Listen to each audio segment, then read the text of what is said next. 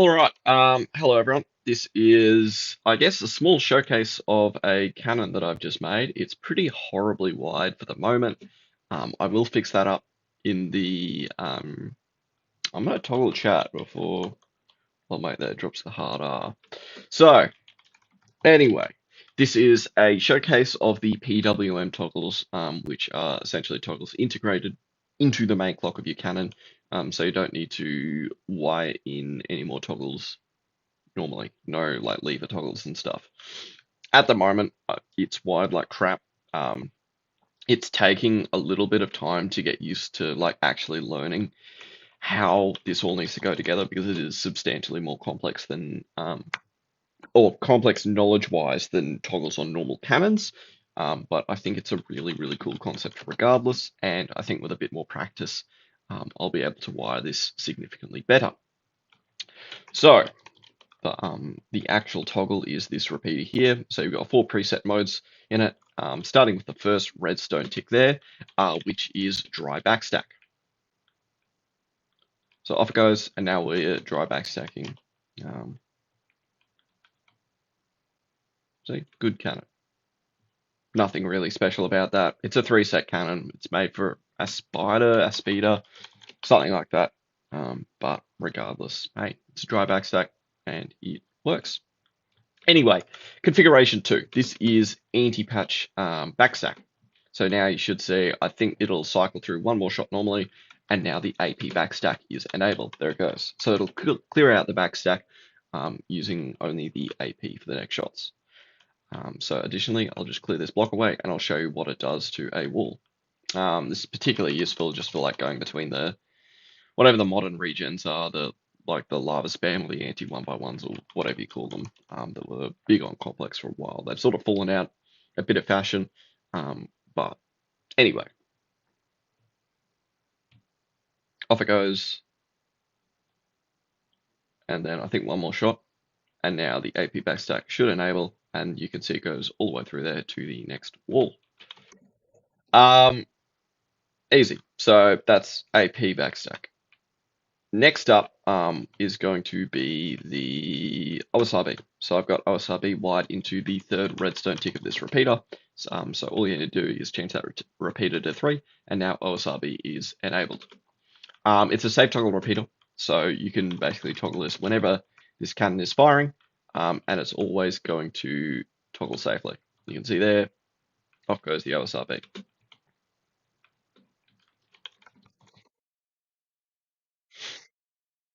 Easy. So OSRB now works. Cool. I've got one more preset to show you, which is the Nuke. So all you need to do, again, change this repeater to 4. And now the efficient nuke's enabled. So it'll take a little bit to cycle in. I think next shot it should be the efficient nuke. Okay. There it goes. So you can see there it just goes all the way down the wall. It's a pretty big nuke on this thing, actually. Anyway, so yeah, that's pretty much it. I think that's like this is the first cannon using these toggles.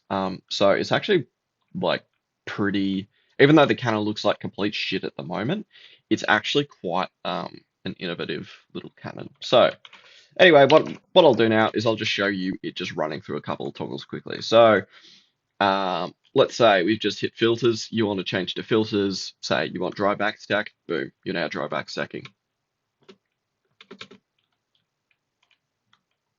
Okay, and right at the end here, where are we? There we go. Backstack's enabled. It does take a little bit to cycle in the shots. That's like the main downside to this sort of toggle. Most other toggles you can get it going pretty much instantly, but you do have that longer cycle time for these toggles. Anyway, let's change the cannon. We'll go OSRB. OSRB is now enabled. Should see right at the end here after about 4 seconds. The next shot is going to be normal OSRB. There it goes. Normal OSRB. Easy as that. Now, because of that cycle time, I think you should probably try and toggle early rather than later. But as you use the cannon, you'll sort of get used to the toggle speed. Let's toggle over to AP backstack 3. Preset 2 is AP backstack. I've just toggled to AP backstack. And we'll just go right up to the end again. Where are we? Over here.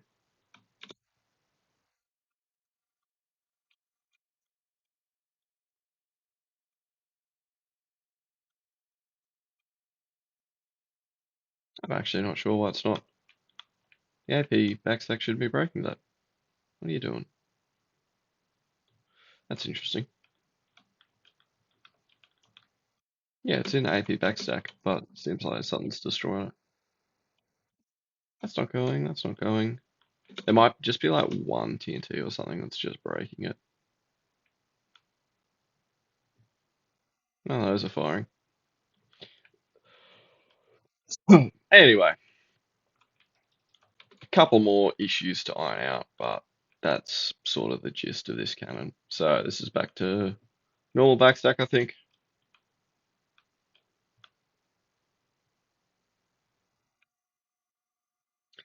What it could be is the hammer's going up into that dry spot there. Oh, because it might just be overstacking that tiny bit. It's like there's still that dry spot at the very, very top. That might be it. That might be why it's not dry backstacking. Or AP backstacking. So maybe if yeah, what I'll do is I'll switch it back over to AP backstack here, and then I'll just put a block in this first wall here. We'll just make sure it works there. Oh, it's destroying it again. That's actually quite interesting.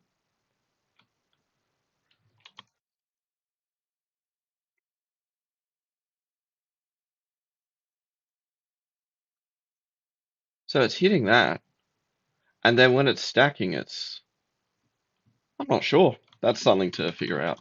But anyway, let's just chuck it back into OSRB Nuke, and we'll just go through the rest of the walls.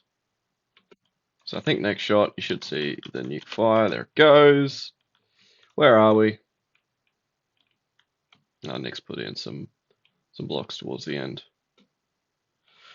There we go, and the efficient nuke is back up and running. Neato. So yeah, just very much a proof of concept cannon, this one. But I'm actually pretty happy with how it's come out overall. I've got, yeah, a little bit of wiring to change. I need to work out why that AP backstack's being a little bit funky. Why aren't you nuking now? Oh, there it goes.